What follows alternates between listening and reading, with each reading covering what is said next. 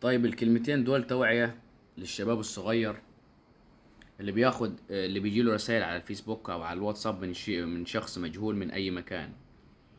واحدة تبعت له تقول له انا عايز اقابلك، وفعلا هي بنت، وتقول له انا عايز اقابلك، عايز اتكلم معاك، عايز اعرفك، وفي الاخر تطلع في الاخر عصابة.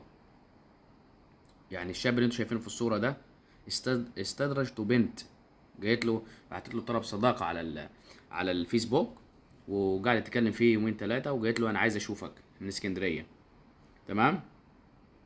استدرجته لحد ما خدوه وخطفوه، بعد كده بيساوموا اهله على فلوس.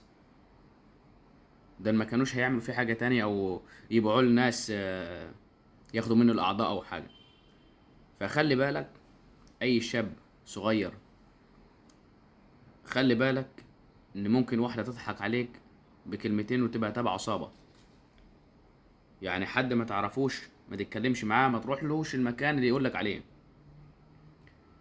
وتبقى ضحية بسبب رسالة تليفون. لان دي شغاله دلوقتي عصابات. الناس ما حدش عنده امان يا جماعه، الوقت خلاص. الناس انتزعت من قلوبها الرحمه، مفيش. دي توعيه. الشاب اللي انتوا شايفينه قدامكم ده، بنت بعتت له رساله طلب صداقه، قالت له انا عايز اتعرف عليك يومين ثلاثه، جرت رجله وسحبته. واول ما راح لها المكان اللي هو متفقين عليه، لقي اتنين خطفوه رموه في العربيه وودوه مخزن، وحبسوه بقى ويساوموا اهله على عايزين منه فلوس. بس ربنا كرمه وبدع امه، وصلت الشرطه للمكان قبل ما يعملوا فيه اي شيء. فمن رسالة تليفون ممكن تضيع نفسك.